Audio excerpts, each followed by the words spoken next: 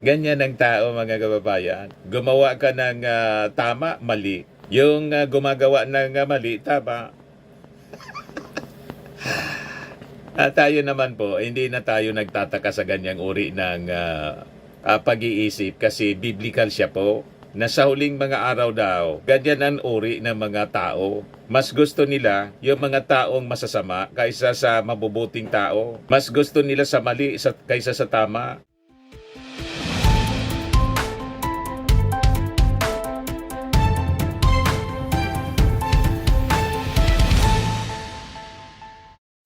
Hello po mga kababayan, si Dante Maravillas. Ito yung news update ng ating Pangulong Bongbong Marcos. Sabi niya sa kanyang video ngayon, inatasan niya yung DOTR at saka yung CAAP to coordinate with Malaysian and Singaporean authorities regarding the air assets ni dating Bicol Party List Representative Saldico. So, pakinggan natin mga kababayan yung sinasabi, yung update ng ating Pangulong Bongbong Marcos dito sa flood control scandal. Magandang araw po sa inyong lahat. Ito po ay patuloy na aking pagre-report sa taong bayan tungkol sa mga development sa mga kaso hinggil sa mga flood control project na iskandalo. Ngayong araw, inutasan ko ang DOTR at saka yung CAAP na makipag-ugnayan sa mga kaibigan natin sa Malaysia at saka sa Singapore. Dahil ang mga pag-aari na helicopter at saka aeroplano ay mukhang doon tinatago ni Saldico.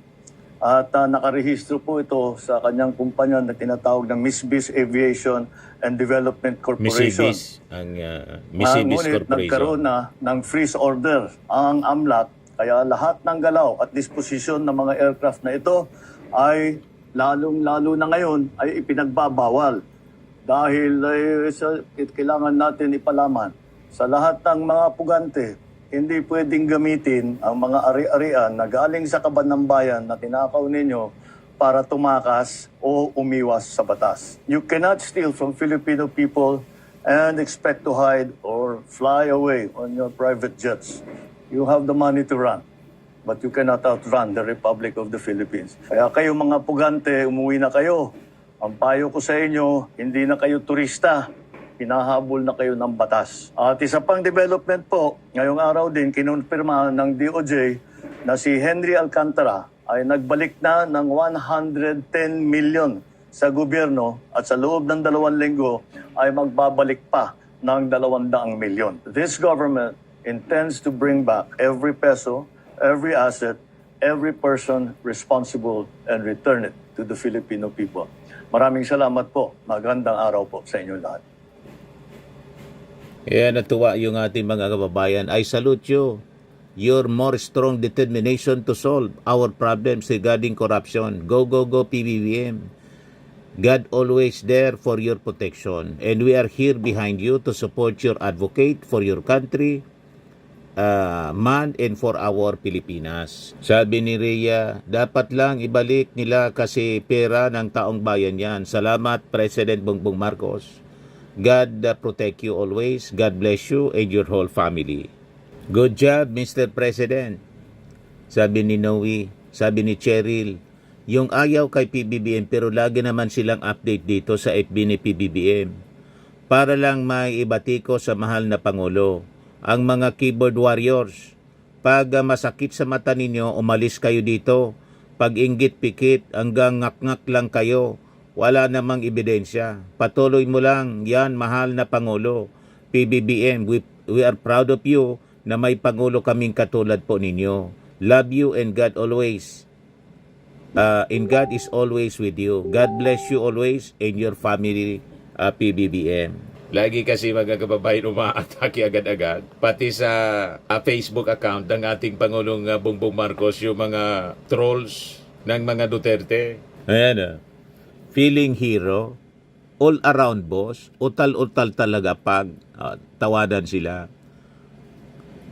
Kailan mo ibabalik yung sayo? Ang mastermind naging Poncio Pilato. Ganyan ang tao mga kababayan. Gumawa ka ng tama, mali. Yung gumagawa ng mali, tama. Tayo naman po, hindi na tayo nagtataka sa ganyang uri ng pag-iisip kasi biblical siya po.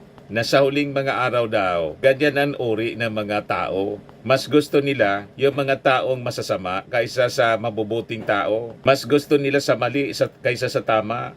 Yan ang sabi ni Isaiah sa Isaiah 5:20. Woe to those who call evil good and good evil, who put darkness for light and light for darkness, who put bitter for sweet and sweet for bitter.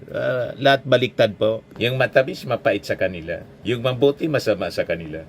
Yan ang nangyayari ngayon mga kababayan. Kaya makikita mo sa mga reactions ng mga tao, masasama pa rin ang kanilang mga sinasabi sa ating Pangulong Bongbong Marcos na gumagawa ng mabuti.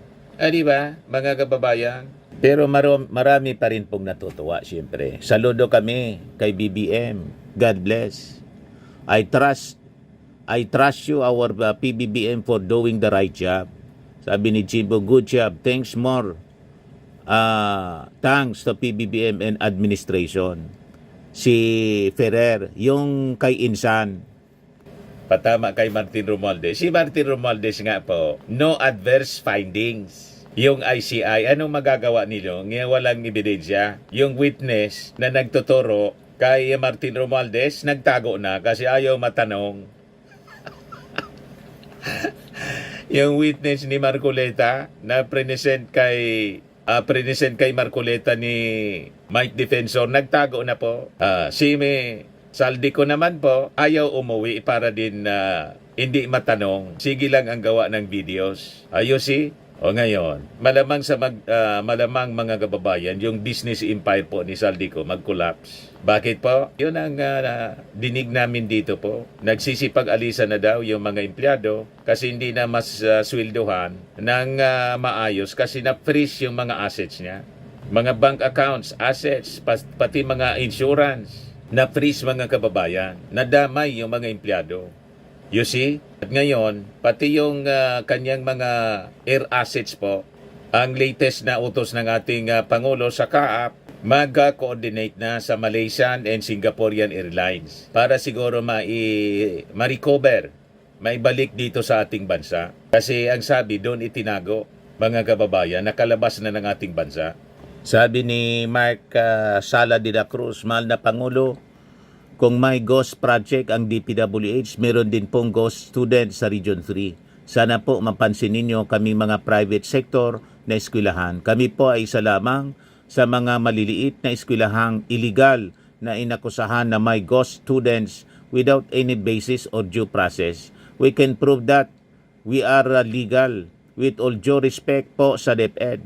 Mahal naming Pangulo, kami po ay 3 taon nang lumalaban pero di po sumasagot ang DepEd sa amin after sa letter na binigay nila sa amin sa pagbigay ng re-evaluation. Mahal naming Pangulo, 3 taon na po kaming di nababayaran. Sana po matulungan ninyo kami. Salamat po.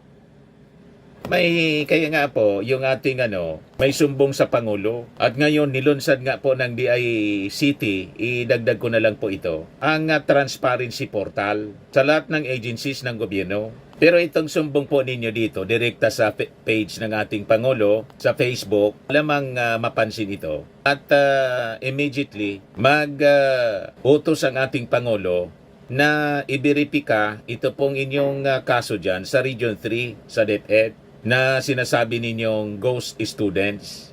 Kanina inilunsad po ng DICT ang transparency portal. Ito po, pakinggan natin. Araw ay makakasama natin sina DICT Secretary Henry Aguda, Assistant Secretary Luis Miguel Planas at SSS President and CEO Robert Joseph Montes de Claro upang bigyan tayo ng update sa bagong SSS portal at mga benepisyong handog nito sa ating mga kababayan. Magandang araw po, Secretary. Magandang good morning. Good afternoon na pala. Thank you, Yusek Claire. Sa ngalan ng Department of Information and Communications Technology, isang mainit na pagbati sa ating mga kababayan. Saan man kayo naroon, sa lungsod man o sa malayong komunidad, at saka Happy Thanksgiving po dun sa mga nasa North America po. Nandito po kami ngayon para ibahagi ang isa sa mga pinakamahalagang hakbang ng gobyerno sa larangan ng digital governance. Layunin nito na gawing mas malinaw, mas bukas at mas accessible ang impormasyon tungkol sa kung paano ginagamit ang pera ng bayan. Bahagi ito ng vision ng bagong Pilipinas, kung saan ang bawat Pilipino ay may karapatan at kakayahang makita at maunawahan ang pamamahala ng gobyerno. Ngayong araw, nais naming i-highlight ang Transparency Portal. Ano po ba ang Transparency Portal? Sa pinakasimpleng paliwanag, ito ay isang AI-powered website na nagpapakita ng budget at paggastos ng gobyerno sa paraang madaling maintindihan. Kasi po, minsan mahirap pong matanto kung ano yung mga transaksyon. With the AI-powered Transparency Portal, meron po kayong kasama na mag-figure out kung ano yung mga bagay na gusto nyong masagot. Noong pong November 24, ngayong taon po, ilinunsad po ni Presidente Ferdinand Marcos ang DPWH Transparency Portal kasama po si Secretary Vince bilang bahagi ng mas malawak na push para sa open government at mas malinaw na pag-uulat sa publiko. May dalawang pangunahing features po ito. Una, meron po siyang visual dashboard. Makikita agad ang breakdown ng budget gamit ang charts, graphs at infographics. One screen view lang, kaya madaling intindihin at mobile friendly pa siya. Kaya kahit sa basic smartphone po, pwede nyo na pong ma-access yan. Pangalawa po, meron po siyang AI chatbot. Pwede kang magtanong sa chatbot gamit ang normal na lengguwahe. Kung sanay po kayo na English, Taglish pwede rin, Filipino pwede, or regional languages. Halimbawa, magkano ang budget ng PhilHealth ngayong taon? Sasagot agad ng AI, kasama ang breakdown at context. Hindi kailangan maging expert o marunong sa technical jargon. Hindi nyo na po kailangan maging accountant. Yung AI po tutulong sa atin para ma-figure out kung paano nagagastos ang isang bagay at ano yung impormasyon na kayang maintindihan natin pong lahat. Ang goal natin ay magkaroon ng malawak na digital transparency system kung saan bawat Pilipino ay may access sa malinaw at updated na impormasyon tungkol sa pera na ginagamit ng gobyerno. Kamakailan po, linaunch po yung PhilHealth last Tuesday po. Nais naming ibahagi ang transparency portals ng PhilHealth at SSS.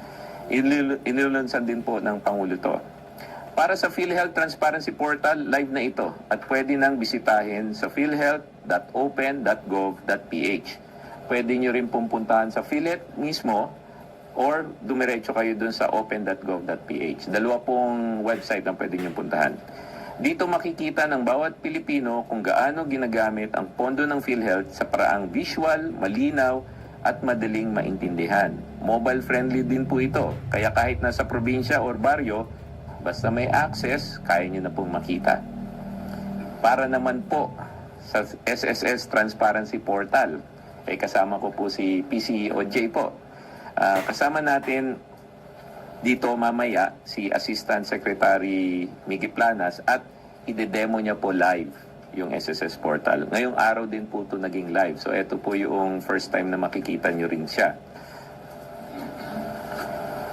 Bakit po mahalaga ang transparency portal? Para sa mamamayan, malalaman kung saan napupunta ang buwis nila. Madaling gamitin kahit hindi high-tech or savvy, accessible kahit sa smartphone at sa lahat ng probinsya or baryo. Para naman po sa gobyerno, para po sa amin, nagpapalakas ng tiwala ng publiko. Mas mahirap maitago ang irregularities. Mas mabilis at standardized ang reporting sa bawat ahensya. At ito po'y panglaban po natin sa korupsyon. Sa simpleng logic, mas maraming mata sa datos, mas mahirap magtago ng anomalya. Ang bawat Pilipino ay pwedeng maging watchdog ng gobyerno. At dyan po sa ating transparency portal, makakaasa kayo, walang fake news. Malinaw ang mensahe ng Pangulo. Gamitin ang teknolohiya para labanan ang korupsyon. Gawing episyente ang serbisyo at ibalik ang tiwala ng publiko sa gobyerno po. Ang Transparency Portal ay bahagi ng mas malaking vision para sa digital governance. Nauna lang po ang DPWH, PhilHealth at SSS. Mga susunod na linggo po, nakikipag-ugnayan na po kami sa mga ibang ahensya. Wait, and there's more. So in the coming weeks po, lalabas po yung mga transparency portal ng mga ibang ahensya. Matapos ang taon, magiging standard na yan at normal. Siguro po, isa rin po sa gusto naming ibahagi sa inyo, si DICT po, nagsimula na rin ng live bidding. Alam ko po, mga naririnig nyo, yung mga ibang ahensya at saka ibang LGUs nagla-live bidding. Kami po'y nagsimula ng mag-live bidding April 15 pa. Ginanap ng DICT ang kauna-unahang live stream public bidding sa Facebook. Isang makasaysayang hakbang para buksan sa publiko ang procurement process na real-time. Layunin nito ang gawing mas bukas, transparent ang proseso ng government procurement at bigyan ang bawat Pilipino ng pagkakataong masubaybayan kung paano ginagamit ang pondo ng bayan. Ito po ang klase ng governance na gusto nating itaguyod.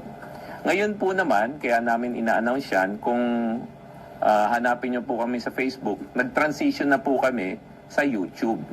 So simula noong Setyembre naman, lumipat na ang DICT sa YouTube platform para sa mga live stream bidding. Mas malawak ang reach ng YouTube at mas interactive po siya. Just in case po yung mga ibang binabantayan siya sa Facebook tapos nagtaka, baka na-miss nila yung announcement, lumipat na po kami sa YouTube. At sa YouTube po, pwede nyo pang i-replay at panoorin ulit yung mga bidding. Panghuling dagdag na lang po bago ko i-turn over yung demo kay Asik Miggy. Gusto rin naming ibahagi ang pinakabagong updates sa Bayanihan SIM program. Isa sa mga hakbang ng gobyerno para siguraduhin walang estudyante o guro ang maiiwan sa digital learning. Lalo na po sa mga lugar na unserved and underserved. Ang Bayanihan SIM ay isang government initiative na nagbibigay ng free SIM cards na may internet access sa mga estudyante at guro. Bilang bahagi ng DICT's Digital Inclusion Program, nakikipagtulungan dito ang mga major telcos po, Smart Communications, PLDT at Dito, at saka Globe. Para sa mga estudyante, bawat SIM ay may 25 gigabytes data per month, valid for 1 year. Magagamit ito sa online classes, modules, research at communication sa teachers and classmates. Layunin nito na walang estudyante ang maiiwan dahil sa kakulangan ng koneksyon. Ito po ay isang project na inatasan sa amin ng Pangulo. Kasama po natin dito ang DepEd, DSWD at DILG sa pagpili ng mga beneficiaries, lalo na sa mga schools na hard to reach. Ito na po, This is yung real-time din po. transparency And as we, portal scroll down, ng may performance PhilHealth. analytics dashboard din po tayo. Makikita natin yung claims and benefits and statistics ng ating PhilHealth. There po, PhilHealth nationwide coverage. Makikita po natin sa screen. And we know po na ang numero, they're just numbers if the people don't really understand. No? So we also created an AI for all the transparency portals. And this is for the AI to help laymanize o para mapadali ang pag-intindi ng taong bayan sa ating datos na ipinapakita po sa transparency portal natin. O, di ba? So, dapat isama yung Office of the Vice President. Lahat daw ng agency ng ating gobyerno. May tanong kanina ng taga Net25, yung reporter, si Santos, Eden Santos, talaga gagawin yun para makilala na ang identity ni Mary Grace Piatos. Di ba pa? O, ito, yung tanong ni Eden Santos.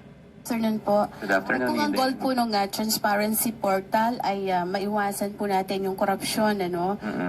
Ngayon ay talaga namang very visible. Bakit po yung yung Office of the Vice President ay hindi po natin isinama doon sa unang nilagyan nito kung meron pong akusasyon, aligasyon ng korupsyon sa tanggapan po ni Vice President Sara Duterte? Yun nga yung napaliwanag ko kanina, no? Iba-iba yung estado ng bawat ahensya. Example, yung DPWH. Kasi nga, ang daming transaksyon at saka maraming gustong suriin yung mga transaksyon. Nasimulan na yan sa isumbong mo sa Pangulo. Tapos yung transparency portal sumunod. Yung mga GOCC, kaya namin sila inuna kasi available yung data. Ang pinakamahirap po is yung pagkuha ng data, lalo na pagpapel. Paano namin papaintindi sa AI pagpapel? So, yun ang inuna namin. And then, yung mga large agencies like DepEd, kasi nga malapit sa puso natin yung edukasyon, tapos pagkain, etc. Yung sa OVP naman po, darating din po tayo dyan. But if they reach out to us, tapos sabihin nila na they're ready, di gagawin din natin ng transparency portal. Pero it's just a matter of prioritization. At pagpasensya nyo na lang po, si Asik Miggy po, hindi na kasi natutulog. Isa rin po yan sa ating consideration. Malamang, mag-refuse si Sara na maging priority. Di ba? Nalagyan ng transparency portal kasi maglalabasan dyan ang mga chichirya. Ayan lang po, mga kababayan, yung short video natin ngayon. Ako po si Dante Maravillas. Bye-bye. God bless.